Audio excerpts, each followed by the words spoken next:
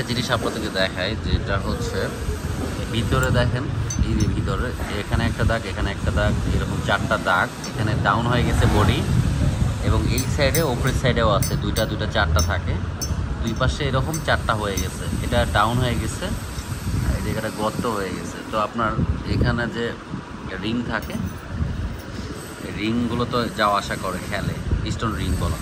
তো এটার সাইডে তখন আপনার লিক করবে, কম্প্রেসার তখন কমে যাবে। আর তারপরেই ঘটনাটা হয় যখন গরম হচ্ছে, যখন তাপমাত্রা, তখন যখন কম্প্রেসার কম হয়ে যাচ্ছে, তখন আপনার দেখেন গরমে এই পাশে গ্যাস কিটে যে সাইডটা থাকে এগুলো উঠে আপনার এই জায়গাগুলো বন্ধ হয়ে গেছিলো, এখানে বন্ধ হয়ে যায়, এবং পানি হচ্ছে আপনার এদিকে বের হচ্ছিল না, এই সাইডগুলো বন্ধ হয়ে গেছিলো।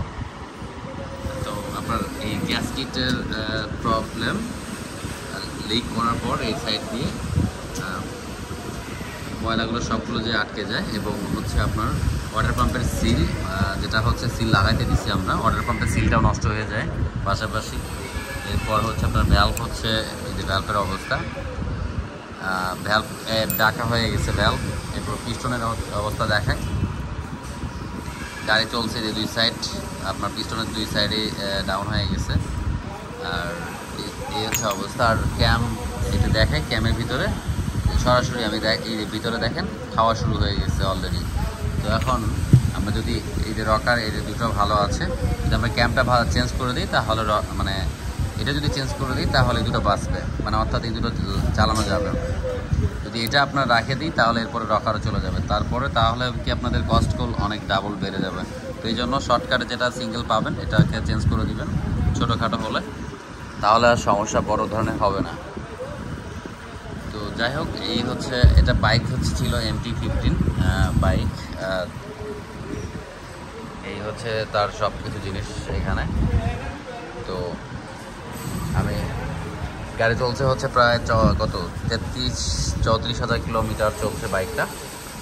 তো মূলত বাইকটা আসা হচ্ছে আমাদের কাছে রেড লাইন নিয়ে, কুলিং ওয়াটার যে রেড লাইনটা জ্বলে আসছে সেটা জ্বলছে। আর উনি বলছে গরম হচ্ছে, ওনার বাইকটা চালাইতে অনেক প্রবলেম হচ্ছে, গরম হচ্ছে, গাড়ির টানতে, পিকআপ টানতে অনেক কষ্ট হচ্ছে, পিকআপ টানলেও গাড়ি টান উঠতেছিল না, এমন একটা অবস্থা।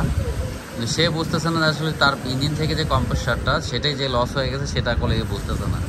সে বুঝতেছে তার অ্যাক্সেলেটার কেবল মনে হয় টাইট হয়ে গেছে, এত টানি গাড়ি টান ওঠে না।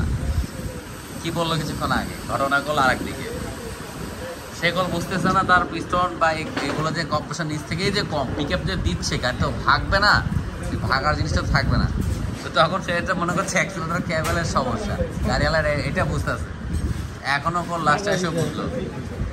যাই হোক, এই হচ্ছে সবাই বোঝে না। চলবো মানে যা দেখলাম আগের থেকে বেটার পাইছেন তো। আপনার কমেন্ট, আপনি যেগুলো বলছেন বলছেন যে ভাই আপনার গাড়ি ঝামেলা, আমাদের যেগুলো দেখা দরকার আপনাকে একটু এগুলো দেখে দিচ্ছি। এর থেকে ইঞ্জিনের কম্প্রেসার থেকে মানে সব দেখলাম, যাতে টপ আসতেছে না, স্পিড আসতেছে না, মোটামুটি এখন তো বুঝতে পারবে। বাকিটা হচ্ছে তেলের জন্য হতে পারে, এছাড়া অন্য কোনো সমস্যা নাই আপাতত বাইকে। ঠিক আছে, চালাতে থাকেন। ওকে, আল্লাহ হাফেজ। আচ্ছা, আপনারা আসলেন অনেকদিন পর দেখা হলো। এই হচ্ছে বাইকটা, যে বাইকটার কথা বললাম, এটা হচ্ছে MT-15। আর বাইকটার আর সিল পাল্টানো হয়েছে, এটা অয়েল সিল নতুন লাগানো হয়েছে, এটা অয়েল সিল নষ্ট হয়েছিল। আর বেয়ারিং হচ্ছে পানি ঢোকার পর ভিতরের অবস্থা খোলা আছে এখন। টাইম ইঞ্জিনটা পাল্টা দাও, 34 হাজার কিলো গেছে সাউন্ড।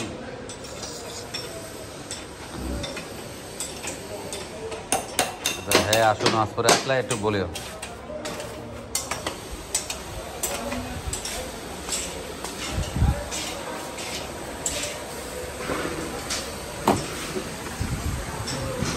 যাই হোক, আমার এতটুকু বলার ছিল, আপনাদের সাথে শেয়ার করার ছিল। যেটা বললাম যে আসলে প্রবলেমগুলো একটা আস্তে আস্তে করে প্রবলেম হলেই আসলে সবগুলো একসাথে এভাবে যাওয়া শুরু করে। এটা পানি গরমের কারণে, হিটের কারণে অনেক সময় গরম হলে এরকম খারাপ অবস্থায় আসে, একটা থেকে একটা সমস্যা বেড়ে যাতেই থাকে। তো অবশ্যই ভিডিওটা শেয়ার করবেন আপনাদের যদি কথাগুলো এবং ভালো লাগে এবং ভিডিওটা যদি আপনাদের কাজে লাগে তাহলে অবশ্যই শেয়ার করবেন। ভালো থাকবেন, সুস্থ থাকবেন। আল্লাহ হাফিজ।